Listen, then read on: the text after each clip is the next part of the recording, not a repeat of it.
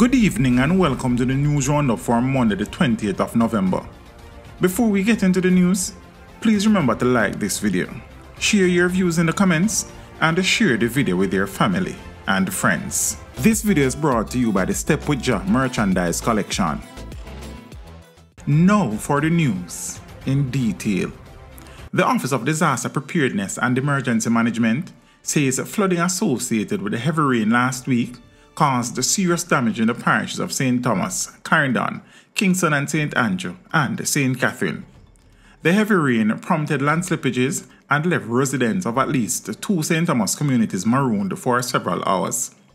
Acting Director General of ODPEM Richard Thompson says St. Thomas and St. Andrew were the worst affected parishes. Extensive flood damage in St. Thomas as well as landslide. Kingston and St. Andrew, especially in the rural parts of St. Andrew, a lot of landslide. Places like Gardentown, Mavisbank, Guava Ridge, areas of Lawrence Tavern, those areas had extensive land slippage. We went through that area on Saturday all the way up to Irishtown, where we had extensive landslide in Irishtown, where a house was impacted. The residents of that premises had to move out. We will try to have an assessment between ODPEM and the Mines and Geology Department for the general area, so we can get a good appreciation of what is happening there. Clarendon is classified as our most vulnerable parish. Extensive flood damage out in Clarendon. Some areas were marooned out in Clarendon, and St. Catherine had flood damage as well. Thompson says 4 shelters were activated.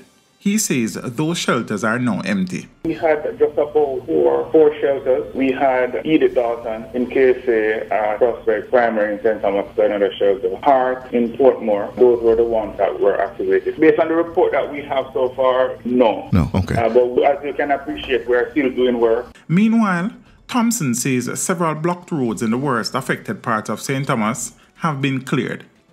Manager of Communication and Customer Service at the National Works Agency, Stephen Shaw, says there is still one corridor in St. Thomas that is still blocked. The team has been working since the Met Service gave the all clear to clear those roads. That's the responsibility of the Works Agency, and team will be better able to tell you where we are. Some areas could have been accessed by single lane. We don't have any blocked roads, save and except for the Bethel Gap Road, which has been severed. There was a breakaway on it, and the rains caused a bit of embankment that was being relied on for the road to break, and so the road has been severed, and so that one is now impassable. So that's the only one that we have in the parish that's impassable. In the meantime, Shaw says notwithstanding the damage done in some areas, the situation could have been worse. It could have been worse. I think in a lot of areas, the drainage systems that we have been putting down, the new systems, they work. Clearly, though, we have some amount of work to do to build some more resilience into the drainage network. But that will come in time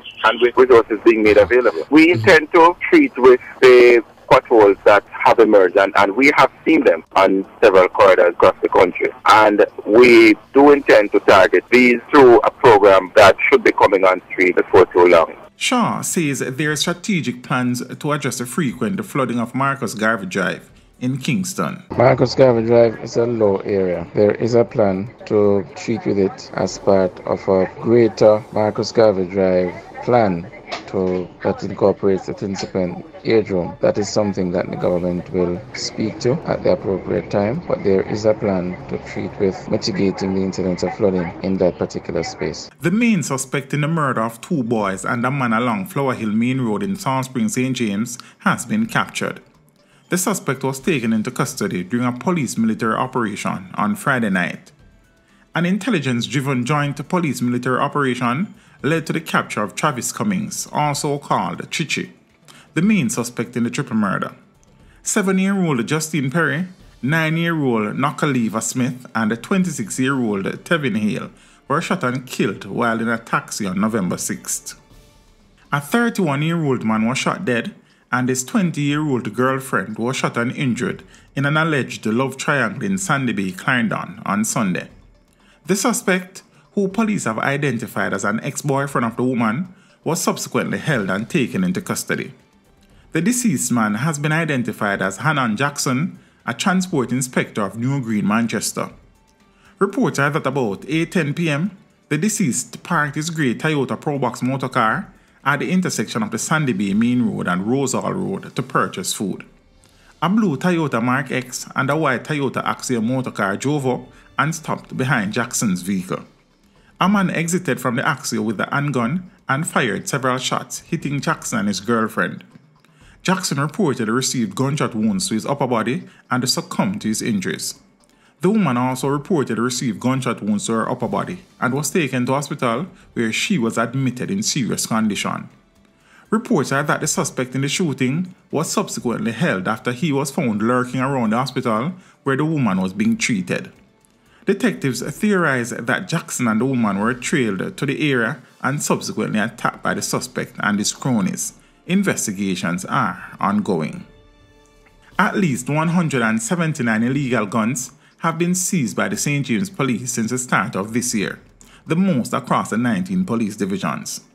The division have also recorded 167 murders and 100 shootings between January 1 and November 6. This is the highest across the 19 police divisions.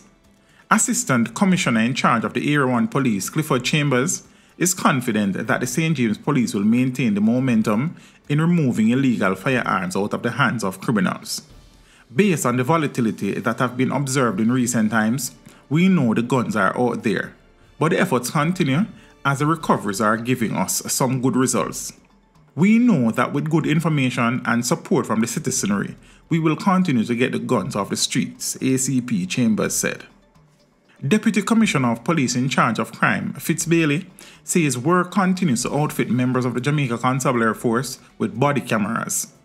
DCP Bailey says the JCF is still trying to resolve compatibility issues between the cameras and the uniform worn by the police. We got some body camera recently. We are now trying to find a way how they can be fitted on the uniform. We have actually redesigned our uniform, as you are aware, and it is designed in order generally for body cameras to be fitted. But different suppliers have different types of body cameras, and so we have to contend with those issues as well. The Independent Commission of Investigations, INDICOM, used its most recent quarterly report to raise concerns about the alarmingly low number of body cameras worn by police personnel on both planned and unplanned operations.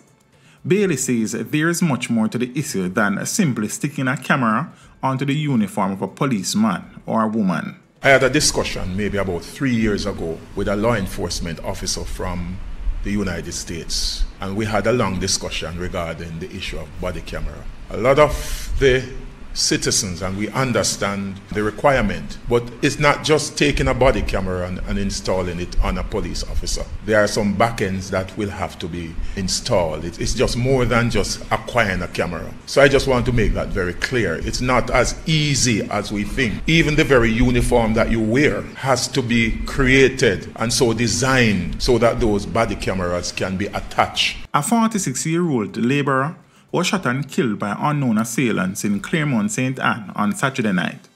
The deceased is Damian Johnson, otherwise called Birdman, of Lidford District in Claremont. Reports are that about 9:30 p.m., residents heard explosions in the area and alerted the police. On their arrival, Johnson was seen with gunshot wounds. He was transported to the hospital where he was pronounced dead. No motive has yet been established for the killing. A licensed firearm holder was shot and injured after he challenged a gunman who physically assaulted a 4-year-old girl during an attempted robbery. The incident occurred at a Supreme Ventures outlet in Broadgate, St. Mary on Sunday morning.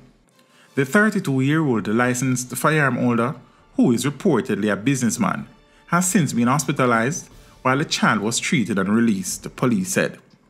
Reports indicate that around 10:10 a.m., the 4-year-old and her cousin were at the outlet purchasing phone cards when the businessman turned up to do a transaction.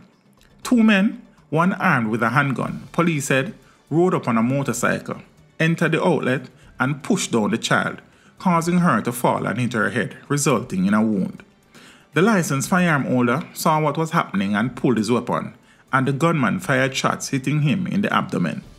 The businessman returned the fire and the men fled on the motorcycle. The licensed firearm holder was taken to hospital where he was treated and admitted.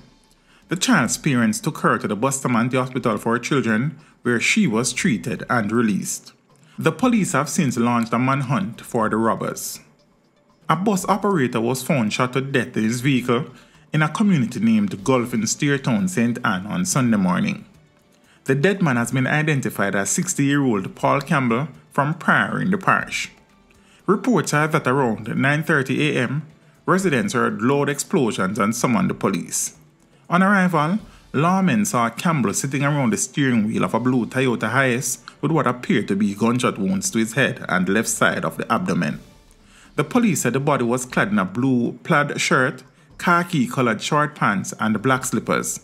The scene was processed, and the body was moved to the St. Anne's Bay Hospital, where Campbell was pronounced dead. It was later transported to the morgue pending a post-mortem examination. No motive has been established for the killing. Police are investigating.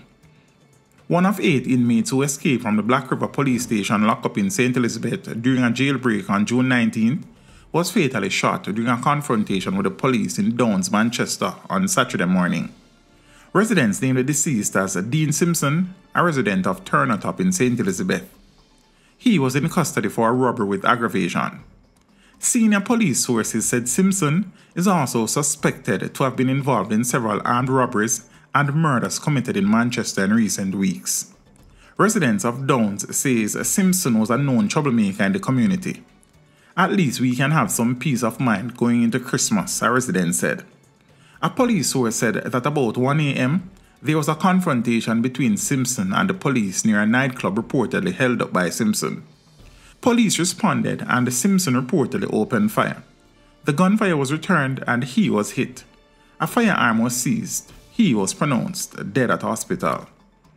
And that is it for your news roundup for today. We would appreciate you liking this video, leaving a comment, and sharing the video with your family and friends.